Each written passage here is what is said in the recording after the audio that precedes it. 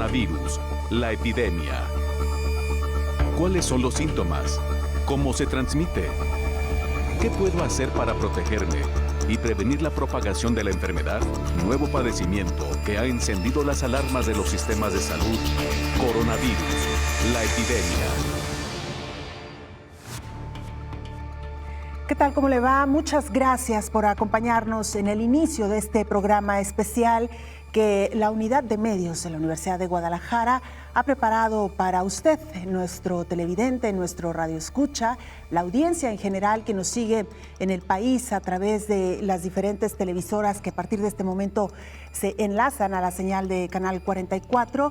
Un tema sin duda alguna vital en estos momentos. Nos referimos al coronavirus, la forma en que se ha venido transmitiendo a lo largo de nuestro planeta, la llegada también ya de este virus a México. Todas las preguntas que usted tiene en torno a esta epidemia, trataremos de abordarlas y de resolverlas a lo largo de la siguiente hora.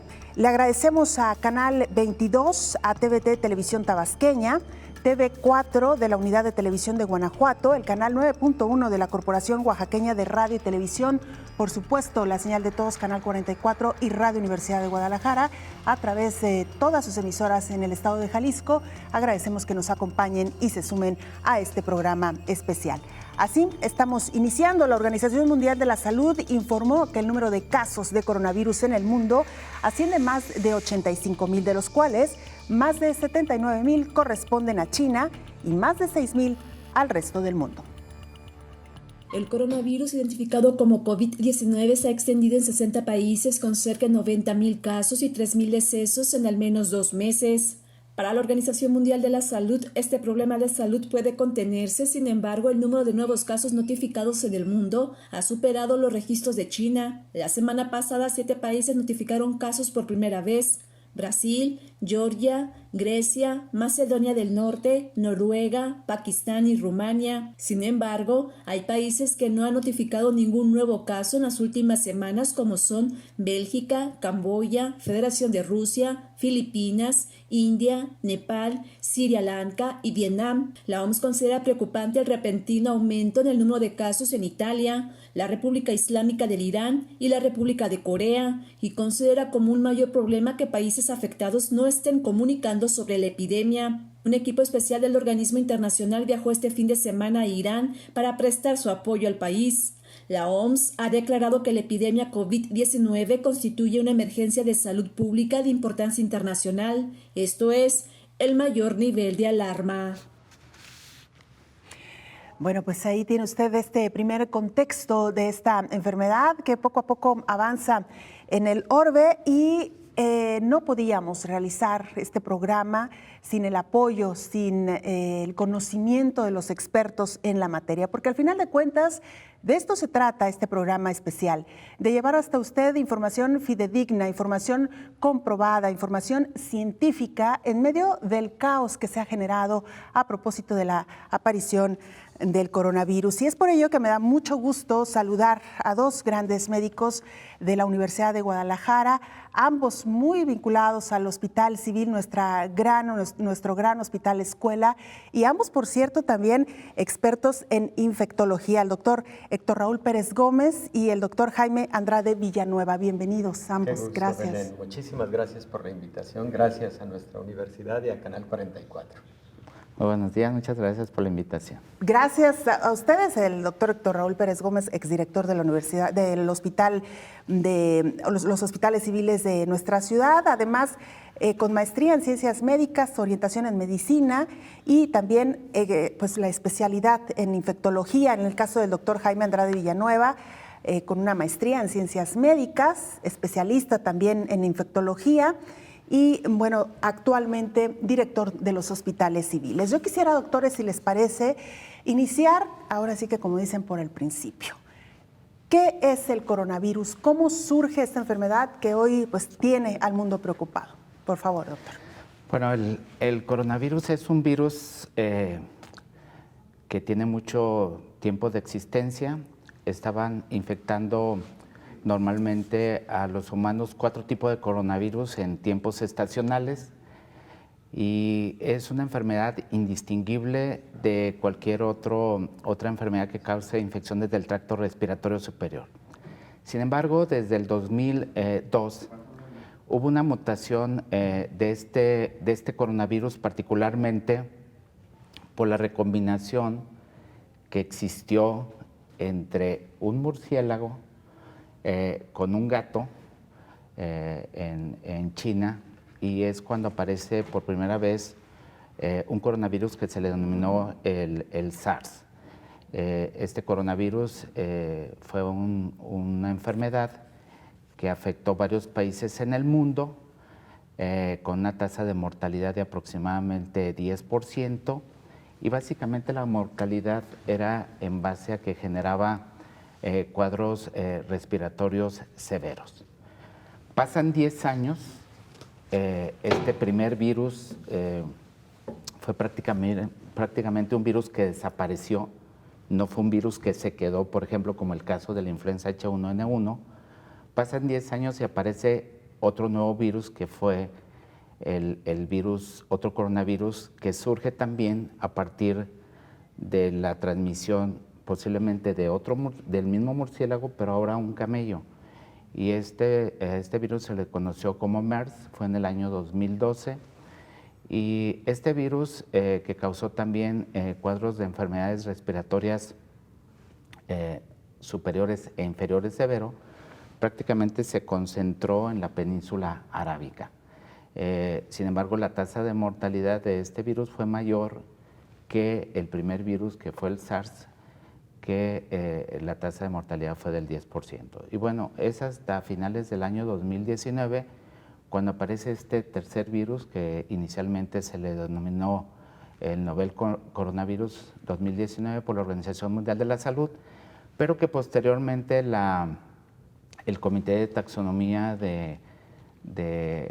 Internacional de Virología le denominó SARS-CoV-2. Y a este virus que causa una enfermedad que es muy similar a las primeras, a la enfermedad se le denomina COVID-19. Y esta enfermedad, bueno, hasta el momento, hasta estas horas, ha causado ya 89.100 casos de pacientes infectados, el 97% en China, y ha afectado ya más de 65 países, generando cerca de 3.050 muertes. Pero este virus, en su gran mayoría, los cuadros han sido cuadros respiratorios leves. Se estima que la mortalidad es de 1 al 2%, y esta es un poquito más importante en personas arriba de 80 años, cuya mortalidad es del 18%, y las personas que son afectadas o que generan cuadros respiratorios que requieren terapia intensiva, que generalmente es inferior al 10%, tomando en cuenta la totalidad, pues son personas mayores de 65 años, personas que tienen antecedentes de tabaquismo y personas que tienen algún cuadro de inmunosupresión tipo VIH o cáncer, o que están tomando una terapia inmunosupresora. Ahorita vamos a ir precisamente a esos detalles importantísimos, que es, por cierto, lo que más nos pregunta la audiencia. Doctor Héctor Raúl, llama la atención la rapidez, afortunadamente, con la que se ha podido conocer de qué virus estamos hablando. Ya nos lo explicaba el doctor Andrade, que se trata de un virus de la misma familia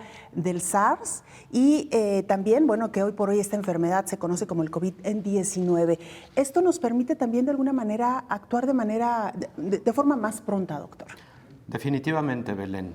En tiempo récord se logró determinar la constitución genómica de este virus. En escasos 30 días, el Centro para Control de Enfermedades de China tenía prácticamente el banco genómico de este patógeno, lo compartió a todo el mundo, y en ese tiempo récord se pudo identificar que este nuevo virus, conocido como CoV-SARS-2, y que causa esta nueva enfermedad COVID-19, comparte un 85% de la característica genómica que tuvo el SARS. Entonces son virus muy relacionados, definitivamente pertenecen a una gran familia que es la familia Coronaviridae y a un género que se conoce como beta coronavirus. ¿Cuánto ayuda a tener identificado muy pronto al patógeno? Muchísimo, porque a través de pruebas de laboratorio conocidas como RT-PCR, en un día tú puedes confirmar el diagnóstico en una persona considerada como un caso sospechoso. Estas pruebas de laboratorio se tienen disponibles ya prácticamente en todo el mundo. México no es la excepción. De hecho, los estados, por ejemplo, el estado de Jalisco no son la excepción. Y esta prueba se pueden tener resultados, insisto, tan pronto como en un solo día.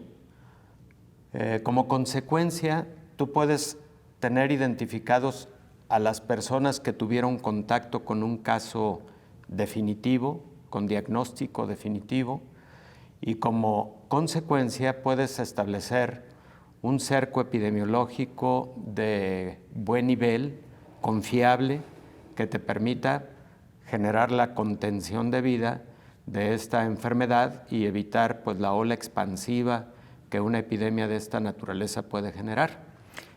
Antes de pasar a nuestro siguiente contenido, doctor, y ahora que menciona la forma para detectar y para confirmar un caso de coronavirus, ¿cómo se realiza la prueba y en qué momento es adecuado hacerlo? Porque recuerdo, por ejemplo, en el caso del dengue, que se recomendaba una ventana para esperar para hacer el examen porque podría resultar un falso positivo. En el caso de coronavirus, ¿cuál es el procedimiento y cuánto tiempo hay que esperar antes de realizar la prueba, doctor? La Organización Mundial de la Salud y prácticamente todos los sistemas de salud han adoptado un algoritmo que consiste en lo siguiente. Primero, identificar lo que se llama caso probable o sospechoso. Un caso probable o sospechoso es una persona que presenta síntomas, sobre todo respiratorios, tos, dificultad respiratoria, un cuadro catarral, que puede ser leve o puede ser grave. Fiebre, habitualmente de 38.5 grados de temperatura o más, pero cefalea, pero además es muy importante el antecedente epidemiológico.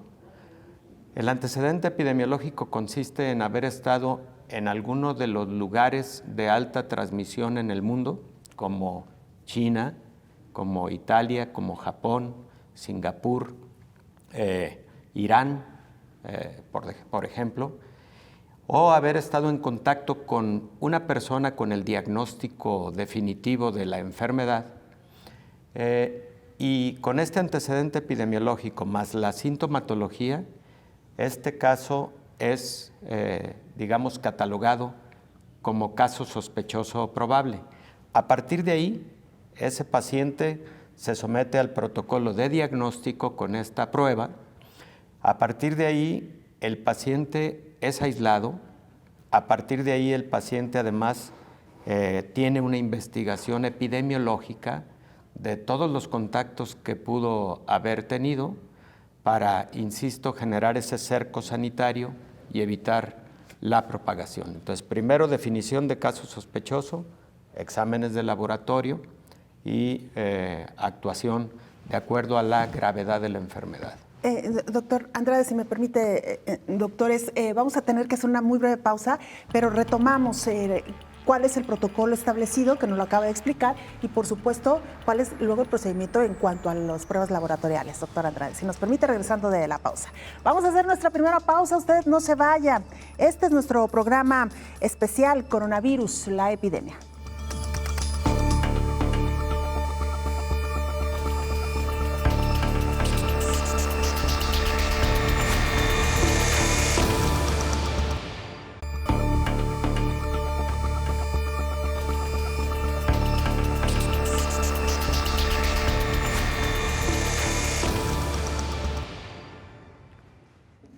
Estamos de regreso en este programa especial Coronavirus, la epidemia, y la llamamos así porque la Organización Mundial de la Salud así ya la ha establecido. Más adelante nuestros doctores expertos nos explicarán precisamente cuándo y por qué se cataloga a una enfermedad como epidemia. Antes, le comento que el saldo mundial de esta epidemia del nuevo coronavirus sobrepasó este lunes los 3,000 muertos, mientras se disparaban los contagios en Italia y Corea del Sur. Las autoridades de China anunciaron 42 nuevos fallecimientos este lunes, lo que eleva el número de muertos en China a 2,912 y el saldo mundial a más de 3,000. Sin embargo, los 202 nuevos contagios registrados en China continental representan la cifra diaria más baja desde finales de enero, parte pues de la información que nos está llegando de manera actualizada. Por cierto, le queremos comentar también que el BAC que usted ve a nuestra espalda precisamente en este programa especial, pues está siendo transmitido en tiempo real sobre el mapa, los casos que en este momento se están registrando. Como usted sabe, esta enfermedad avanza minuto a minuto y es así como estamos actualizando en estas gráficas que usted está viendo a nuestra espalda los casos que están ocurriendo. Hasta este domingo en México eran 5 los casos de coronavirus confirmados en todo el país, 2 en la Ciudad de México, 1 en Coahuila, 1 en Sinaloa y otro más en Chiapas. El primer caso confirmado por la Secretaría de Salud el viernes 28 de febrero, usted recordará, aquí se lo dábamos a conocer, fue detectado en la Ciudad de México. La persona infectada es un hombre de 35 años que permanece aislado en el Instituto Nacional de Enfermedades Respiratorias. 2 casos más fueron confirmados la tarde del viernes, uno en Sinaloa y otro en Ciudad de México. El paciente de Sinaloa es un hombre de 41 años que dio positivo en una primera prueba y quedó bajo observación hasta que se confirmó que era coronavirus, mientras que el otro paciente es un hombre de 59 años. Los 3 hombres, cuyos casos fueron confirmados el viernes, de acuerdo con las autoridades, estuvieron durante la tercera semana de febrero en una convención que tuvo lugar en Bergamo, Italia, país donde ya se confirmaron más de 1,500 casos. El cuarto caso de COVID-19 en México fue registrado en Torreón, Coahuila. La Secretaría de Salud del Estado informó que se trata de una mujer mayor de edad que se encuentra en aislamiento domiciliario, donde recibe atención médica y es atendida bajo las medidas de protección establecidas.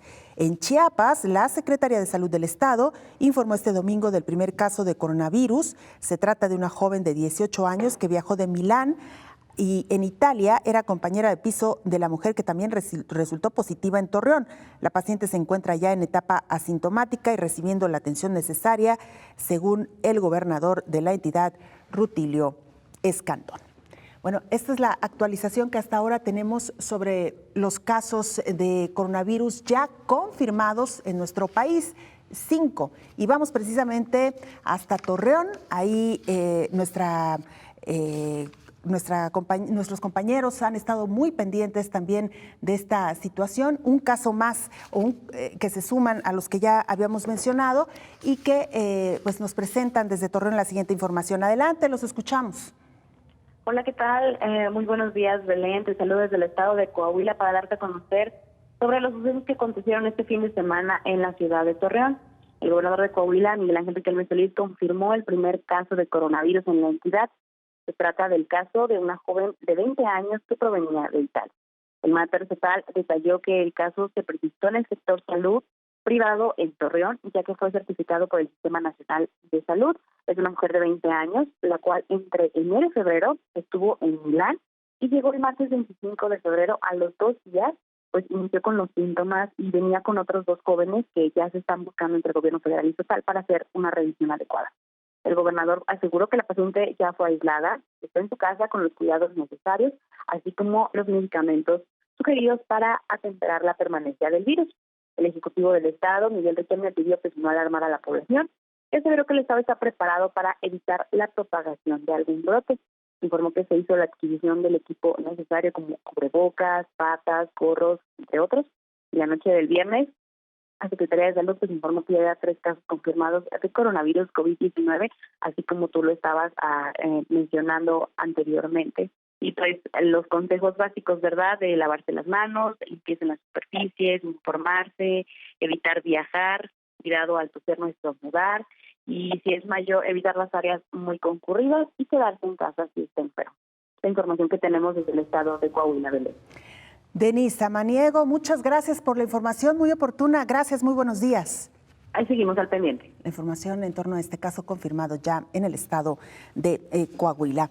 Doctor Jaime Andrade Villanueva, nos quedábamos entonces en la forma laboratorial que se tiene de detectar esta enfermedad, por favor. Ok, lo que se recomienda, bueno, los primeros kits fueron kits que dieron muchos falsos negativos o algunos falsos positivos.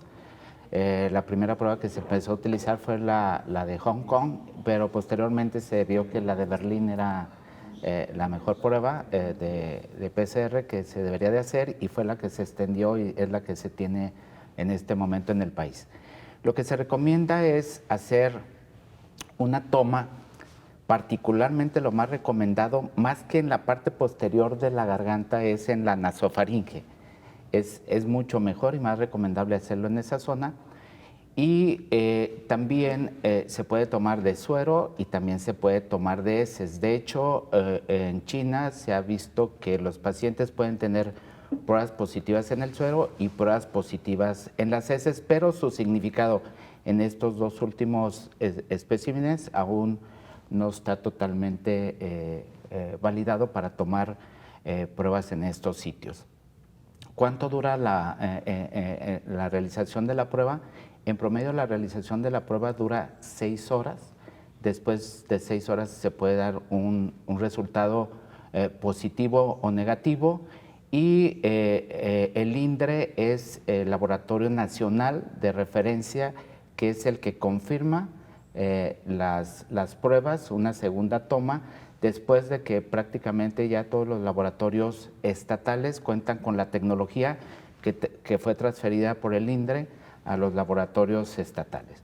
Y se tienen en ese sentido 4 posibles definiciones para coronavirus. Uno, que es el caso confirmado cuando sale una prueba positiva; el caso sospechoso, que es cuando se tienen síntomas más haber estado en contacto con un paciente que tuvo la enfermedad, particularmente si estuvo en países como Francia, como Italia, como Singapur, como Hong Kong, como Irán o la propia China.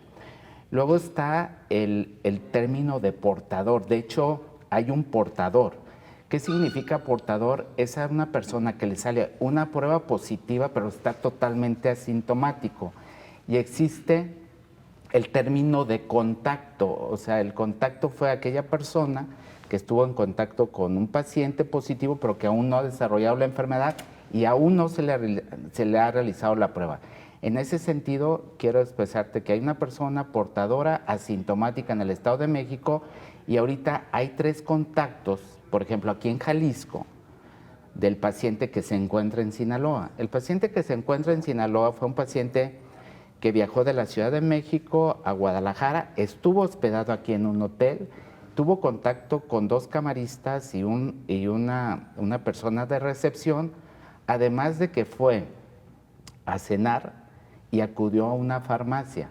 Entonces, a todas esas personas que estuvieron en contacto con este caso positivo, se les denomina contacto. No han desarrollado ningún síntoma, pero son los que está siguiendo la Secretaría de Salud, son los pacientes que se siguen para, si desarrollan un síntoma, poder tomar la prueba y determinar su estatus clínico. Además, se pueden realizar otros exámenes adicionales, que son, en una biometría hemática, se encuentra bajas los linfocitos, se puede hacer una prueba que se llama deshidrogenasa láctica, que generalmente se encuentra elevada, y una radiografía, una tomografía del tórax o de los pulmones, en donde el patrón puede ser normal en aquellos casos leves o puede tener una imagen que se le denomina en la clínica como vidrio despulido. Concomitantemente se le pueden hacer a estos pacientes que se evalúan un panel de virus virales, como son los de la influenza, y no se recomienda el cultivo viral. Muy bien, pues vamos a regresar, por supuesto, con mucho más del coronavirus. Todas sus preguntas, todas sus dudas, inquietudes, las estamos recibiendo a través de nuestras cuentas oficiales en Twitter y Facebook, también a través de WhatsApp. Gracias a las televisoras en el país que se han sumado, así que también recibimos sus preguntas y opiniones a quienes nos siguen en el resto de México. Vamos a hacer una pausa, regresamos con mucho más.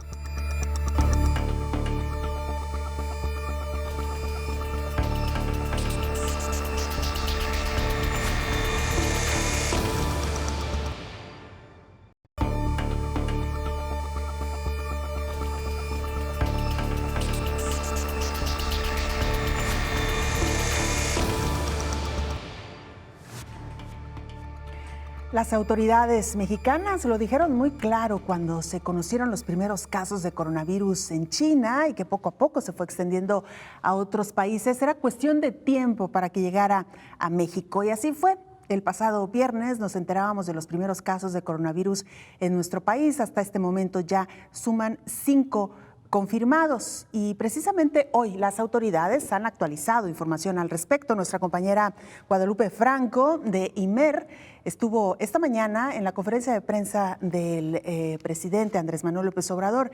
¿Qué se dijo ahí? Guadalupe, te escuchamos. Muy buenos días. Belén, un gusto saludarte a ti y a tu auditorio. Esta mañana aquí en Palacio Nacional se dio la confirmación nuevamente de estos 5 casos que bien mencionabas. Todos ellos están identificados y al parecer igual tienen ubicados a sus familiares. Son alrededor de 14 en el caso que ayer se confirmó en Chiapas. Y bueno, esta mañana el presidente descartó que ante estos posibles casos, estos casos confirmados aquí en el país, pues se prevé alguna crisis financiera. Y bueno, ayer durante este fin de semana, la jefa de gobierno de la Ciudad de México, Claudia Sheinbaum, informó que este fin se encuentran en primera fase en la capital del país en respuesta a esta confirmación de 2 casos de coronavirus. Explicó que esta primera fase consiste en el aislamiento e identificación de los casos infectados por importación, es decir, personas contagiadas fuera del país. Además, se tiene identificadas y se mantiene bajo supervisión a familiares o personas que tuvieron contactos con estos 2 casos. La jefa de gobierno también informó que se mantiene aislamiento a estas 2 personas en el Instituto Nacional de Enfermedades Respiratorias Generales. Presentan síntomas leves, lo que no representa un asunto de gravedad para la población capitalina. Incluso la Secretaría de Salud en días recientes indicó que uno de los pacientes del INEP podría ser dado de alta este lunes, no sin antes aprobar las pruebas correspondientes. Y bueno, igual la jefa de gobierno capitalina expuso que en caso de pasar a una segunda fase, en la que se contempla un contagio regional, se tomaría la decisión de aislar las zonas y la cancelación de eventos públicos. Respecto a la capacidad de infraestructura e insumos médicos para atender casos de COVID-19 aquí en la capital del país, Claudia Sheinbaum dijo que ya se definieron los hospitales e institutos donde serán atendidos. No obstante, reconoció que durante los recorridos que ha realizado por hospitales capitalinos ha identificado la insuficiencia de insumos como jabón y algunos medicamentos, esto como consecuencia, dijo, de un problema en la logística de distribución. Sin embargo, Sheinbaum Pardo dijo que su administración trabaja para resolver todos los problemas de desabasto de medicamentos e insumos en los comercios de la capital del país. Esto es parte de algunos de la información que se hizo durante este fin de semana aquí en la capital del país. Muchas gracias, Guadalupe Franco. Muy buenos días. Buen día. Guadalupe Franco, reportera de IMER, reportándonos desde la Ciudad de México. Doctor Héctor Raúl Pérez Gómez, ya nos explicaban el protocolo que se sigue precisamente para la atención de un caso sospechoso que luego pudiera ser o no confirmado, cuál es la prueba laboratorial. Algo que nos preguntan constantemente nuestra audiencia es cómo saber si tenemos coronavirus o no. ¿Cómo se puede diferenciar de una enfermedad respiratoria común, de estas que hoy tenemos, por cierto, varios tipos, a coronavirus? ¿Y cuándo deberíamos acudir al hospital a realizar o a pedir una prueba de coronavirus, doctor? Esa es una gran pregunta. Clínicamente es difícil diferenciar una infección por este nuevo coronavirus de algunas otras enfermedades respiratorias, sobre todo, por ejemplo, influenza. Esta es una enfermedad respiratoria que, como antes comentábamos, puede causar fiebre, cefalea, dificultad para respirar, tos, dolor faríngeo y un síndrome catarral. Hay cuadros muy leves y hay cuadros muy severos. El 15% de los pacientes que se están diagnosticando en el mundo se comportan como graves. Y de ese 15%, aproximadamente el 35% necesitan ir al hospital y se quedan internados alrededor de 20% de ellos en unidades de terapia intensiva. Pero los cuadros leves son mucho más difíciles de diferenciar de otras enfermedades respiratorias. En estos momentos en México todavía estamos en la estación de las enfermedades respiratorias. Por eso es muy importante la definición de caso sospechoso, como antes comentaba, porque ahí se necesita el antecedente epidemiológico de haber viajado a alguno de los países que están teniendo mayor índice de transmisión de la enfermedad, o tener contacto con una persona con diagnóstico definitivo y confirmado de la enfermedad. Existen algunos hallazgos en el laboratorio que pueden orientar un poco más allá sobre la posibilidad de que el paciente tenga infección por coronavirus. Por ejemplo, linfopenia, efectivamente es un hallazgo en la biometría hemática, o el hallazgo radiográfico del que comentaba el doctor Andrade, de una imagen en vidrio despulido que sugiere una neumonía intersticial atípica. Sin embargo, esto también lo vemos en influenza.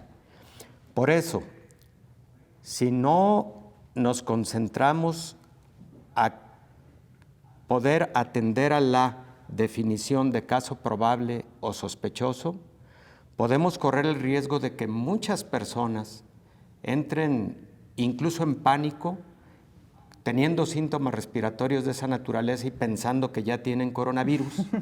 Aún aquellos que ni siquiera presentan síntomas piensan que ya tienen coronavirus. Claro, o podemos correr el riesgo de que ese pánico lleve a una cantidad impresionante de personas a hospitales a intentar recibir atención.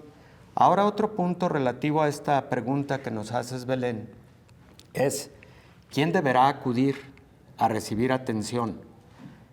El protocolo marca que preferentemente si el paciente está estable, no se mueva de su casa.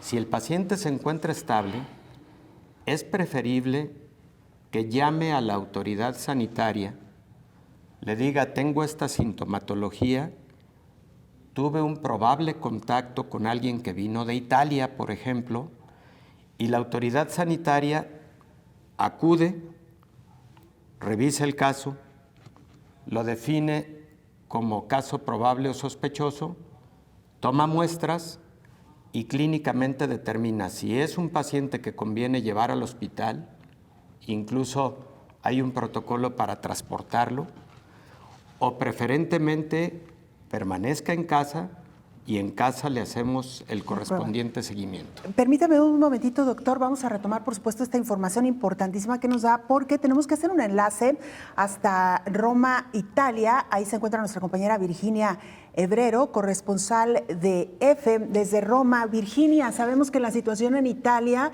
se ha complicado en los últimos días. Cuéntanos, por favor, cuál es la situación. Hola, buenas tardes. Pues sí, los casos de coronavirus en Italia se siguen extendiendo, donde ya hay 41 fallecidos y casi 1.700 contagiados. Lombardía en el norte es la región más afectada, con más de 1.000 de los casos, y también la mayoría de los fallecimientos han ocurrido ahí. El propio gobierno regional se tiene que hacer la prueba de detección del virus, ya que uno de sus miembros, el consejero de Desarrollo Económico, ha dado positivo.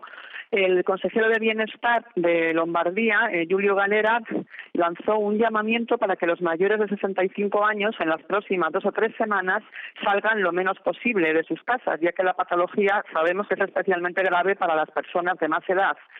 En la capital de esta región, en Milán, sin embargo, intentan volver a la normalidad y el Duomo, la catedral milanesa, ha reabierto sus puertas este lunes, aunque con algunas restricciones para evitar aglomeraciones, como que entre la gente en pequeños grupos. Luego el gobierno italiano firmó un nuevo decreto por el que ha prorrogado el cierre de comercios, museos, escuelas en la llamada zona roja, que son los municipios que están en cuarentena por el coronavirus. Además, hoy se informó de un primer caso de contagio en Roma, que aparte de aquella pareja de turistas chinos que se infectó hace 3 semanas y que ya están curados, y es un policía que ha dado positivo, pero que se ha descubierto que tiene un vínculo epidemiológico con Lombardía. Y por otra parte están también aislados por precaución los religiosos de la iglesia de San Luis de los Franceses en Roma, que ha cerrado ayer también después de que un cura que volvió a Francia diera positivo allí. Y, entre tanto, se ha publicado hoy los datos del PIB de Italia en estos momentos difíciles y es un momento muy delicado porque el coronavirus ha afectado especialmente a las regiones del norte, que son las más ricas y productivas. Muy bien, Virginia, pues seguimos atentos. Muchísimas gracias por esta información. Estaremos regresando constantemente contigo hasta Roma. Gracias, muy buenos días. De nada, hasta luego. Es Virginia Hebrero, corresponsal de la agencia EFE desde Roma, Italia. Nosotros tenemos que hacer una pausa, pero usted no se vaya. Estamos regresando ya pues, a la recta final de este primer programa especial sobre coronavirus. Continuamos.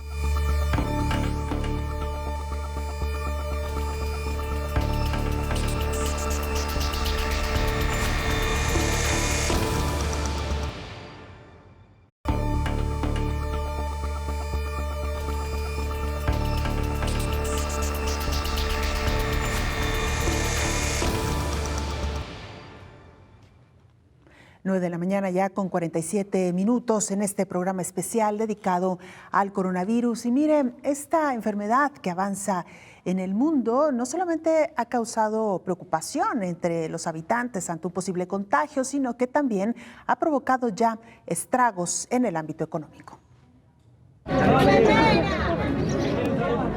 La propagación del nuevo coronavirus sigue teniendo consecuencias en todo el mundo y hace temer una crisis económica global. Las bolsas de los países del Golfo tuvieron un fuerte impacto el domingo, siguiendo los pasos de otras plazas mundiales que la semana pasada registraron su peor bajada desde la crisis financiera de 2008. La epidemia, con unos 3.000 fallecidos y más de 87.500 casos en unos 60 países, seguía concentrada en China. La Comisión Nacional de Salud anunció el domingo más de medio centenar de nuevos casos, el número más alto de contagios presentado esta semana, pero lejos de los más de 1.000 casos diarios que se informaban la primera quincena de febrero. Otros países se convirtieron en fuentes de propagación de la enfermedad de COVID-19, empezando por Corea del Sur, Italia e Irán, que según las autoridades superó el medio centenar de fallecidos. República Dominicana se convirtió el domingo en el cuarto país latinoamericano con casos positivos. Se trata de un viajero italiano de 62 años que llegó el 22 de febrero al país caribeño y que 2 días después comenzó a presentar síntomas de fiebre, tos persistente y malestar general. Hay otros 4 casos censados en México, 2 en Brasil y otro en Ecuador. Tras el primer deceso en territorio estadounidense, Australia también anunció la primera muerte por coronavirus, la de un expasajero del crucero Diamond Princess, el buque que se encuentra aislado desde hace semanas en Japón, donde se declararon más de 700 casos. Los últimos 130 tripulantes que seguían confinados pudieron desembarcar. En cuestión de horas, tras conocerse los primeros casos confirmados en México, se agotaron en las farmacias y tiendas de autoservicio el gel antibacterial, los cubrebocas y también los aerosoles para desinfectar. Pero, ¿qué tan efectivas son estas medidas? ¿Y el cubrebocas es para quién? ¿Para el enfermo o para quien teme contagiarse? El uso de mascarillas faciales durante brotes de enfermedades virales como el COVID-19 se ha demostrado en estudios científicos que solo es efectivo para proteger a los trabajadores de la salud y reducir el riesgo de que pacientes enfermos diseminen el virus. Con base en esta evidencia, la Organización Panamericana de la Salud recomienda el uso de máscaras faciales solo a personas que tienen síntomas respiratorios como tos, estornudos o dificultad para respirar, incluso cuando buscan atención médica para proteger a los que están a su alrededor, trabajadores de la salud, cuando ingresan a una habitación con pacientes o cuando tratan a un individuo con síntomas respiratorios y de acuerdo con el tipo de atención que se brindará. Sin embargo, la OPS recuerda que el solo uso de cubrebocas o mascarillas no garantiza la detención de infecciones y debe combinarse con otras medidas de protección personal, como el lavado constante de manos, mantener distancia de las personas con síntomas y mantener la higiene respiratoria, es decir, al toser, hacerlo con el ángulo del codo. Se recomienda además evitar las multitudes y limitar las visitas a espacios cerrados con muchas personas. Doctores. Bueno, este es un virus que tiene una tasa de transmisibilidad muy alta. Se estima que su tasa de transmisibilidad es de 2 a 3 pacientes por un caso original, a diferencia del SARS o el MERS. Entonces, al momento en México existen solamente casos importados. Sin embargo, una vez que, y por eso la insistencia de la Secretaría de Salud y de las autoridades sanitarias de buscar los contactos, porque una vez que se vaya a una primera generación o a una segunda generación, bueno, ya ahora sí ya no va a ser de que quién estuvo en China o contacto con un chino. Claro. ¿Sí? Y ahí las medidas van a ser muy difíciles de contener. Segundo, el cubrebocas, el estándar, no sirve. O sea, es un cubrebocas que no está adherido firmemente y puede entrar el virus sin ningún problema, porque adicionalmente uno lo trae abajo de la nariz y el virus puede entrar por la nariz o por los ojos también, ¿no? Tercero, lo recomendable es de que esos cubrebocas que se venden comercialmente los puedan utilizar aquellas personas que tienen síntomas respiratorios para evitar emitir gotas gruesas, que son las gotas que predominantemente va el virus, y lo que se recomienda es que ellos lo utilicen, no los que no están enfermos. Y a esas mismas personas que tienen síntomas, recomendarles distensión social, o sea, que no acudan a su trabajo, a la escuela, mientras curan sus síntomas. Y solamente se recomiendan, pero en trabajadores de la salud, un cubrebocas especial que es fijo, que tiene un filtro que se llama N95, junto con gogles a la hora de manejar un paciente, pero no en la gente convencional, porque son muy molestos, no los aguanta mucho las personas. Hay muchos que están adquiriendo estos tipos de cubrebocas, pero luego se lo ponen en la frente o luego se lo ponen en la cabeza y eso puede generar contaminación. Lo traen todo el día. Lo que se mencionaba en el reportaje, lavado de manos constantemente, no tocarse mucho la frente, estornudar con el antebrazo, serían las medidas más recomendables para evitar la diseminación de la enfermedad. Doctor Héctor Raúl, ¿qué pasa con los objetos? También mucha gente nos pregunta, ¿cuánto puede sobrevivir el virus en una mesa, en un juguete, por ejemplo, en utensilios de cocina? Ahí, ¿cómo podemos protegernos? Hay diversos estudios con diversos coronavirus que demuestran que la permanencia de un coronavirus sobre una superficie inerte tiene periodos muy variables. Tiene periodos tan cortos como 24 horas y tan largos como un mes, dependiendo de varias circunstancias. Primer circunstancia, si se encuentra contenido en líquidos corporales, por ejemplo, expectoración o la sangre, ese ambiente húmedo le permite sobrevivir por más tiempo. Segundo, la temperatura ambiente. A 4 grados centígrados, la estimación es que la sobrevivencia de un coronavirus en una superficie inerte y en presencia de esa humedad que le da un fluido corporal, lo puede llevar a una permanencia de hasta un mes, pero si, por ejemplo, la temperatura ambiente está en 35 grados centígrados, esa sobrevivencia puede reducirse a solamente un día. Conclusión práctica sobre este punto. Los coronavirus son muy susceptibles a diversos antisépticos como los clorados, el hipoclorito de sodio en concentraciones de 1 a 1000 es altamente eficaz para matar a coronavirus sobre una superficie inerte. ¿El cloro común que utilizamos en casa? Por supuesto que sí.